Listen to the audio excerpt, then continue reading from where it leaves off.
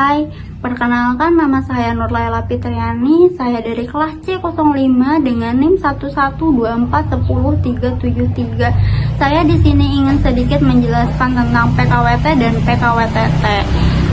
Mungkin kalau kalian pekerja, kalian pasti akan tahu itu PKWT dan PKWTT, tapi di sini saya ingin sedikit menjelaskan lagi tentang itu. PKWT adalah perjanjian kerja yang dilakukan oleh perusahaan dengan pekerja untuk mengadakan hubungan kerja dalam jangka waktu tertentu atau pekerjaan tertentu yang sifatnya sementara. Adapun ciri-ciri dan ketentuan PKWT adalah jangka waktu terbatas, maksimal PKWT itu 5 tahun, termasuk perpanjangan, dan setelah jangka waktu berakhir, hubungan kerja otomatis berakhir. Jenis pekerjaannya pun digunakan dalam PKWT yang bersifat sementara, musiman, proyek tertentu yang diperkirakan selesai dalam waktu tidak terlalu lama. Tidak ada masa percobaan, karena ketika PKWT ada masa percobaan, maka masa percobaan tersebut dibatalkan demi hukum dan status kontraknya berubah menjadi PKWTT. Harus tertulis. Ini wajib tertulis, karena ketika tidak tertulis maka kontrak tersebut berubah menjadi PKWTT. Ada kompensasi. Pekerja PKWT berhak atas kompensasi berupa uang ketika kontrak berakhir dan selesai masa kerja. Dan adapun PKWTT adalah perjanjian kerja antara pekerja dengan perusahaan untuk mengadakan hubungan kerja yang sifatnya tetap. Pekerja yang terikat dalam PKWTT umumnya disebut karyawan tetap. Ciri-ciri dan ketentuan PKWT. Jangka waktu tidak terbatas, hubungan kerja berlangsung terus-menerus tanpa batas waktu tertentu hingga terjadi pemutusan hubungan kerja atau PHK sesuai prosedur hukum, dan pensiun atau meninggal dunia. Jenis pekerjaannya pun bersifat tetap, berkelanjutan, dan tidak tergantung pada jangka waktu atau proyek tertentu. Ada masa percobaan. PKWTT dapat masa percobaan paling lama 3 bulan, dan dilakukannya pun bisa secara lisan maupun tertulis. PKWTT dapat dibuat secara tertulis maupun lisan. Namun, jika dibuat secara lisan, perusahaan wajib membuat surat pengangkatan bagi pekerja yang berisi nama, alamat, tanggal mulai bekerja, serta jenis pekerjaan dan upahnya. Dan perlindungannya pun lebih kuat. Pekerja PKWTT memiliki perlindungan kerja yang lebih kuat, termasuk hak atas pesangon, uang penghargaan masa kerja, dan uang penggantian hak jika terjadi PHK bukan karena alasan tertentu. Dan di dalam PKWT ada syarat subjektif dan syarat objektifnya. Syarat subjektif adanya kesepakatan kedua pihak, perusahaan dan pekerja. Kedua pihak memiliki kecakapan hukum. Perjanjian dibuat secara tertulis dan ditandatangani. Dan syarat objektifnya yaitu jenis pekerjaan bersifat sementara atau dapat diselesaikan dalam waktu tertentu. Pekerjaan bukan bagian dari inti atau aktivitas utama perusahaan. Relevansi hubungan kerja dan relevansinya dengan PKWT yaitu hubungan kerja merupakan hubungan antara pekerja dan dengan perusahaan yang terjadi karena adanya perjanjian kerja yang mengandung 3 unsur utama, yaitu pekerjaan, yaitu adanya tugas atau kegiatan yang dilakukan oleh pekerja untuk pengusaha. Perintah, yaitu pekerjaan melakukan tugasnya di bawah arahan oleh pekerja untuk pengusaha. Dan perintah dan upah yaitu imbalan atau kompensasi yang diberikan oleh pengusaha kepada pekerja atas pekerjaan yang telah dilakukan. Hubungan kerja dengan relevansi PKWT yaitu PKWT adalah bentuk dari hubungan kerja, tetapi tidak bisa disamakan atau disalahgunakan seperti hubungan kerja tetap. Harus sesuai jenis pekerjaan dan durasi yang dibuat oleh undang-undang.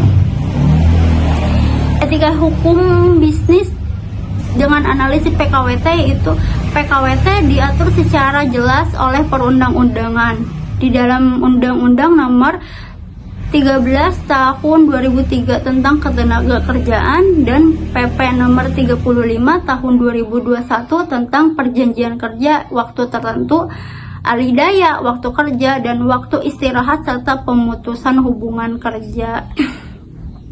Secara hukum, PKWT hanya boleh digunakan untuk pekerjaan yang bersifat sementara, musiman, atau sekali selesai.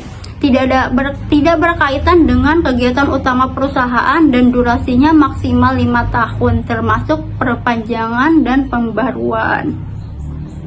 Namun di lapangan sering terjadi pelanggaran seperti PKWT digunakan untuk pekerja tetap. Perusahaan memperkerjakan PKWT secara terus-menerus.